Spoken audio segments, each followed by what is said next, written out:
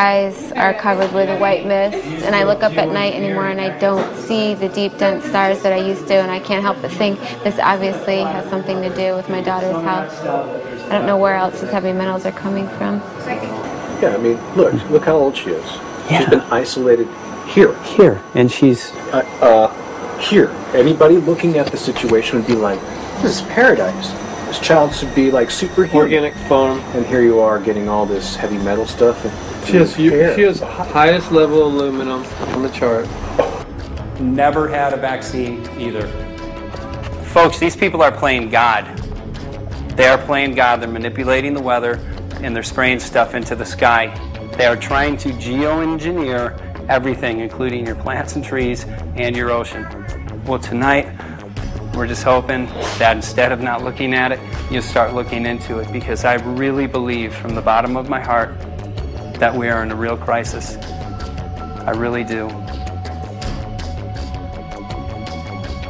They are proposing dumping 10 to 20 million tons of aluminum into the upper atmosphere. What does aluminum do?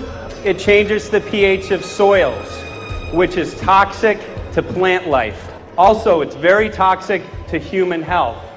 Are they doing it? Well, let me tell you about my experience and what we found.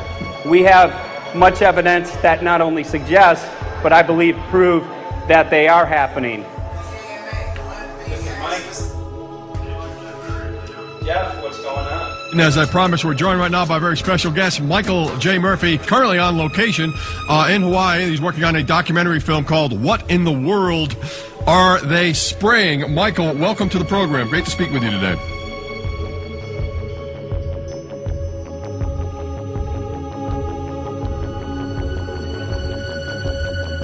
I had a friend who recently, he's always looking at things from a different perspective. He's a bit of a conspiracy theorist, you know. And he says that whenever the president comes to LA, there's no spraying that week. Could you have a better place for an interview? I mean, look.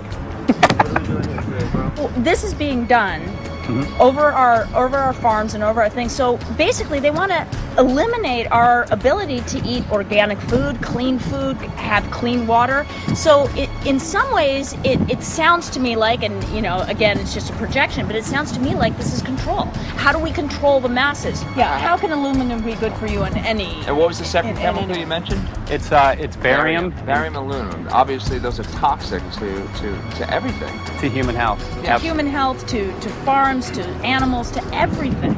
61,000 parts per billion. And there should be a government alert at 1,000? At 1,000, people are drinking this. People that climb the mountain, they're drinking that snow. It's poison. Oh my God, that's so disgusting. So that's 60,000 times above regulation.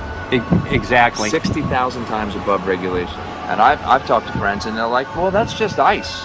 That's just condensation.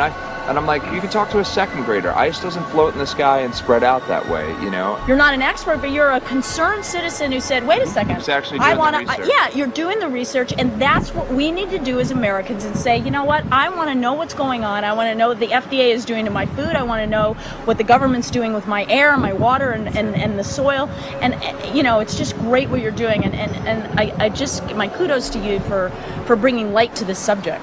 Put all of the theories aside, just what geoengineers are proposing and what's being found is scary enough. So we can just address that. And I encourage more people to just step up and ask questions and do what he's doing. So thank you, Michael, very, very much.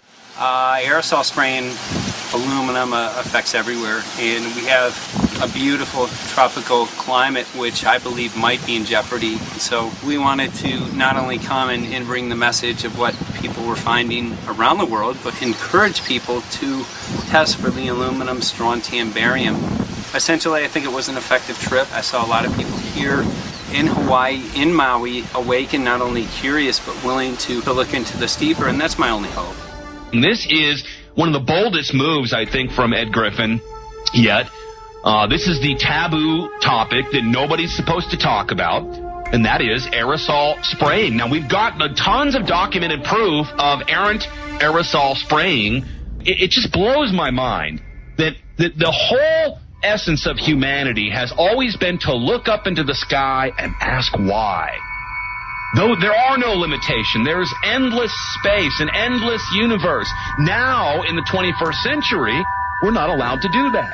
Anyone who looks up and sees the giant grids and the X's in the sky that weren't part of our existence until just a decade or two ago is somehow called a kook. And the people that are the best and biggest proponents for the revolution and for liberty, they don't want you to talk about it because you could discredit them. It seems to be an industry that's being built up to milk the taxpayers by undergoing some kind of a giant global spraying program to make all kinds of money on the project, and they don't seem to care really what effect it has. They're not trying to experiment to see if humans can survive it or anything like that. They just want to get this stuff up.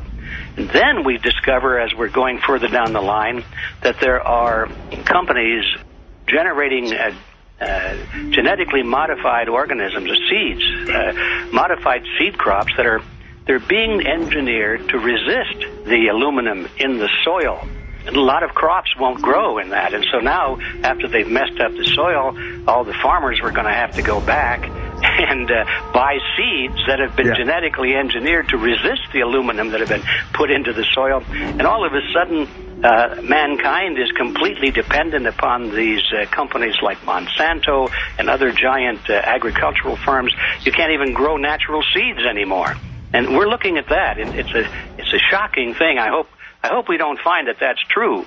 But all the arrows right now are pointing in that direction. We get into cost-benefit analysis here because there's also HAARP could be involved in this. Geoengineering, as you guys mentioned, which is documented heavily in Dennis Kucinich's bill, that is the Space Preservation Act, which, by the way, I don't think got through Congress. And then Kay Bailout, as we call her here, Kay Bailey Hutchinson, also put together some legislation in order to qualify geoengineering, which, again, is supposed to save us all from global warming. But it is cost-benefit analysis because they can benefit on so many different levels. Ed, that's how they do everything, isn't it? That's right. And, there's an old adage, if you just follow the dollar, follow the buck, you get to the source of the problem.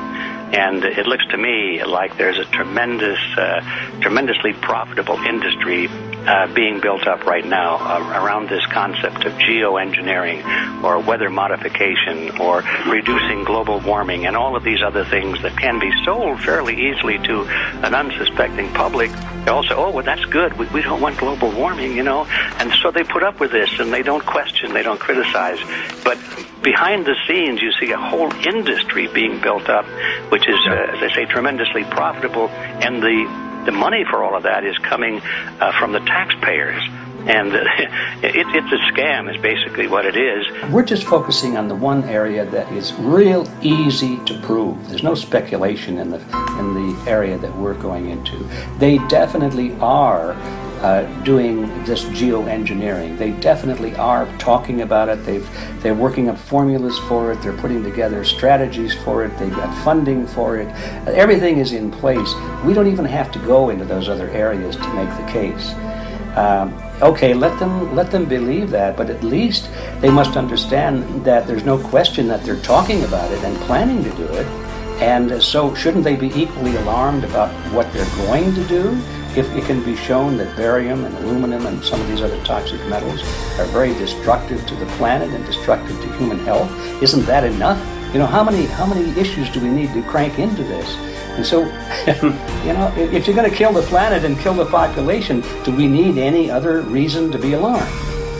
What in the world are they spraying? Thank God people are asking this question. That's all we want. We just want to be able to ask these questions. Our good friend G. Edward Griffin, all these years, Mike Murphy and Paul Wittenberg are doing this great effort with your help. This is a community effort to get people real information. What in the world are they spraying? Any final quick comments before we're out of time? And my only final thought is that we asked the question, what in the world are they spraying? And we now know what it is. And folks, you're not going to like it.